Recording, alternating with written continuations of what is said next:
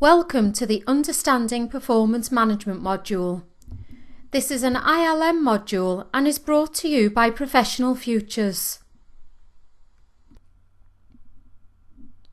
I'm Tracy Callahan and I'll be taking you through the Understanding Performance Management module.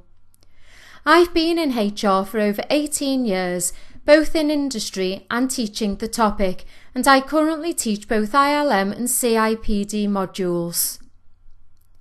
I've used my experience to identify some relevant and interesting articles which I've recommended throughout the module. You'll be able to access the additional reading and this will give you a greater understanding of the topic. This session is an introduction to the Understanding Performance Management module. So let's have a look at the contents and the support material available to you. If you've decided to follow the accredited route and will be completing the assignment at the end, you will need a workbook which is structured to cover the whole module. If you've decided to complete this module for your own development and are therefore following the non-accredited route and not completing the assignment at the end, you won't need the workbook. However, you will still be directed to complete some activities throughout the videos. In both cases, you'll be able to access a set of slides for each section, and you'll also be able to access a video which will give you more information about each of the topics in each section. You'll also need to download a free QR code reader to be able to access the additional reading. You'll be able to download a free QR code reader to your smartphone or your tablet, and there are lots of free apps available.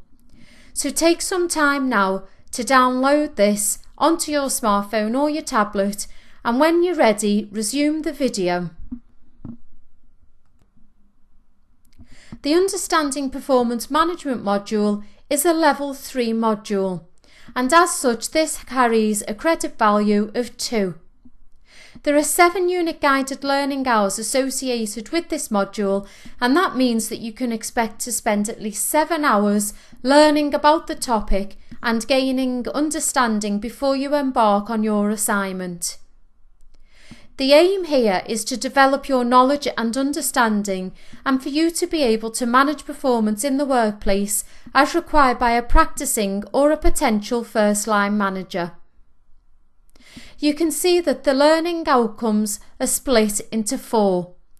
This means that at the end of the module you will be able to understand the value of assessing performance to meet organisational and individual needs.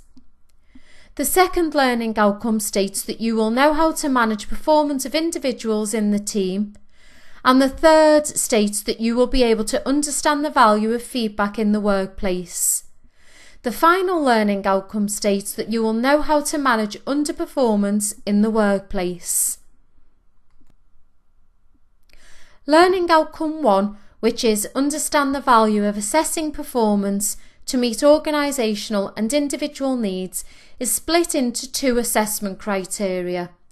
Assessment criteria 1.1 asks you to describe the value of formal and informal performance assessment in the workplace, whilst assessment criteria 1.2 asks you to explain the role of the first-line manager in performance management. To support you with learning outcome 1, there are 2 videos available. Video 2 covers including informal and formal performance assessment, whilst video 3 looks at the role of the first-line manager in performance management. Learning outcome 2 is know how to manage performance of individuals in the team, and this learning outcome is split across 4 assessment criteria. The first assessment criteria 2.1 asks you to identify ways to ensure fair and objective formal assessment, whilst assessment criteria 2.2 asks you to explain how to set SMART objectives for a team member. Assessment criteria 2.3 asks you to explain how to set performance standards for the team members, and assessment criteria 2.4 asks you to explain how to measure performance against the agreed standards. To support you with Learning Outcome 2, there are 3 videos available.